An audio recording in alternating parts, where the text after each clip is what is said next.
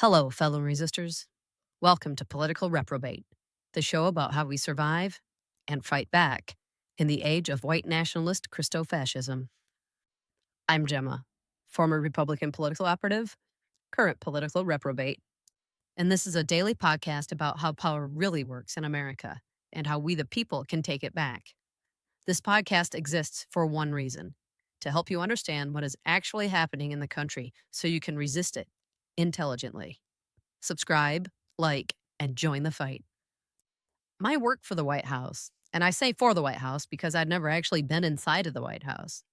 But my work consisted mostly of helping to plan, prepare for, and stage travel events for the president, vice president, and first lady.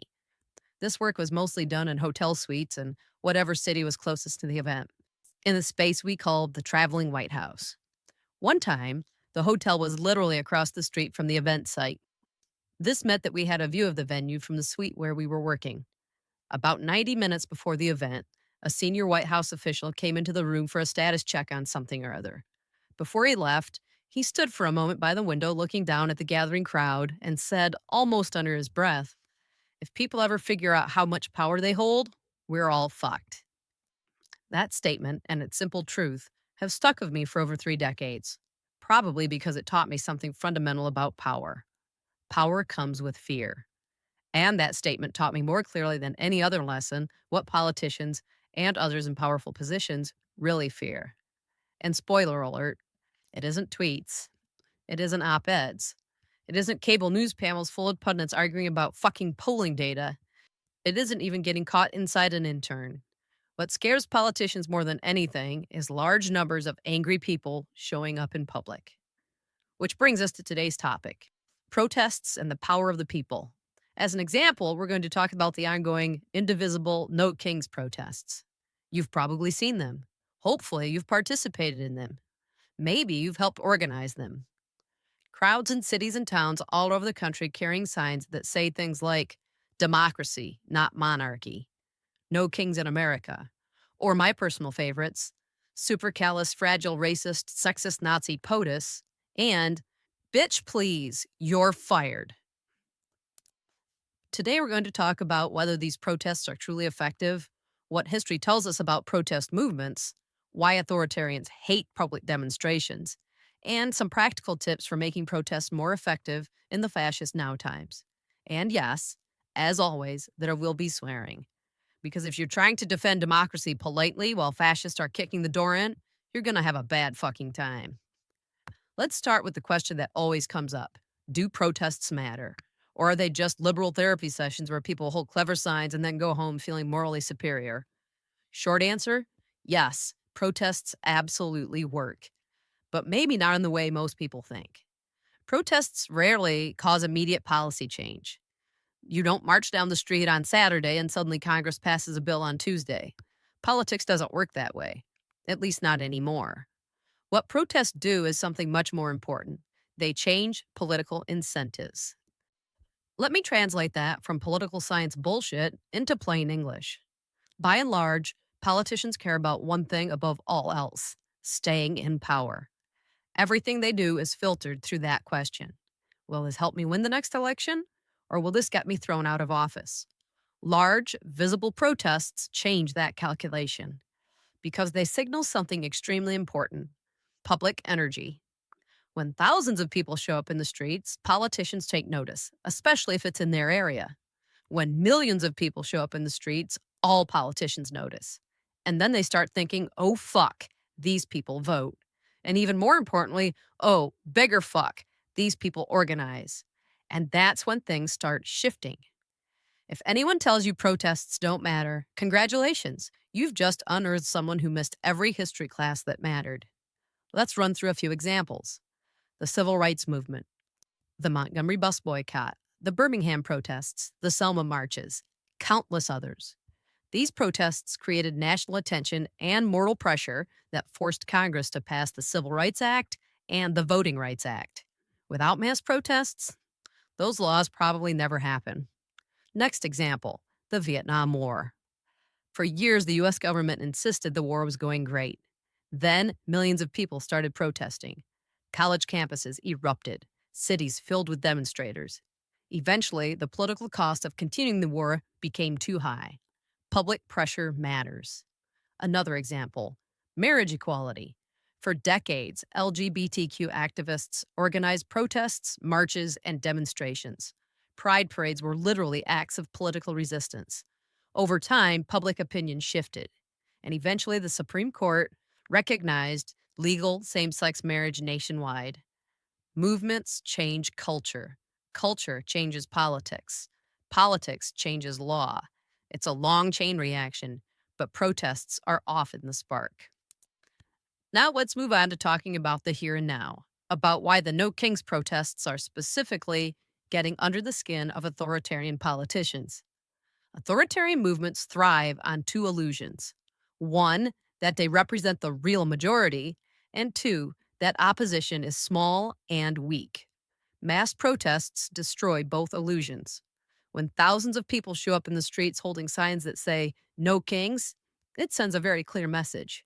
We see what you're doing, and we're not going quietly. Authoritarians hate that shit because authoritarian power relies heavily on perception. They want people to believe resistance is futile, that everyone but you and your left wing lunatic friends supports the regime, that you're alone if you speak out. Protests shatter that narrative. Suddenly, people look around and realize, shit, there's a lot of us. And once that realization spreads, things can snowball very quickly. Here's something I wish more activists understood and acted on. The goal of a protest is not just a protest. The goal is to create and build momentum. Think of protests as the ignition system of a political movement. They energize people, they attract media attention, they recruit new participants. But if the movement stops there, if it's just marches and signs, it eventually fizzles out. The most successful protest movements turn street energy into organization. That means voter registration, community networks, local organizing, policy campaigns, electoral pressure. Protests start the fire. Organization keeps it burning. Which is where I have to salute one of the driving forces behind No Kings and their dogged resistance of authoritarianism: the folks at Indivisible. The Indivisible movement understands several important things about modern protest. First, decentralization. The protests are happening everywhere. Big cities, small towns, suburbs. That matters. Because authoritarian movements love to frame dissent as something happening only in liberal cities. When protests pop up in rural areas and red states, that narrative falls apart. Second, clear messaging. No kings. Two syllables. Everyone understands it instantly. And the phrase hits directly at the authoritarian impulse behind modern far-right politics. America literally fought a revolution to get rid of fucking kings. So when someone starts behaving like an emperor, the slogan writes itself. Third, consistency. One protest is a headline. Repeated protests become a movement. Authoritarians hope dissent burns out quickly. Sustained protests prove them wrong. In a later episode, we're going to look in more detail at some of the historical examples I mentioned earlier as a guide for refining the strategy of the resistance, in particular as it relates to getting the most bang out of our protest buck. But we're still laying foundation. So for now, let's talk about tactics. Because history shows some protest approaches work better than others. So here are a few tips from inside the political war room. Tip number 1, show up in numbers. This sounds obvious, but it's the most important thing. Politicians measure protest power in crowd size. 10 people with brilliant signs? Cute. 10,000 people? Now you've got their attention. 10 million people camped out around the White House? The regime's remaining days are few. Mass participation matters more than ideological purity. Bring your friends, bring your neighbors, bring your cranky uncle who mostly just wants an excuse to yell at politicians. Crowd size is power. Crowd duration is momentum. Tip number 2, stay nonviolent. I know, this is the part where some people roll their eyes. I mean, we are basically in a second civil war after all, right? But here's the strategic reality. Authoritarian movements desperately want protests to become violent because then they can say, see, these people are dangerous radicals. In the same way violence perpetrated by the ICE thugs shifted public sympathy away from the regime, violence by protesters shifts sympathy away from the protesters' cause. Nonviolent movements historically succeed far more often, which gets really deep under the skin of these fucking fascists. So don't give them the propaganda they're begging for. Tip number 3: be loud, be funny, be memorable. Politics runs on media attention, and media loves visuals. Clever signs, creative costumes, humor, sarcasm, mockery. Oh my God, how authoritarians fucking hate being laughed at. Ridicule punctures their aura of strength. So if you're making protest signs, remember, dry policy language is boring. Savage wit is memorable. Make them uncomfortable. Make them feel ridiculous, like the absolute shitwits they are. Make the cameras want to zoom in. Tip number 4: connect protests to action. After the protest ends, what happens? That's the critical question. Successful movements immediately channel protest energy into action.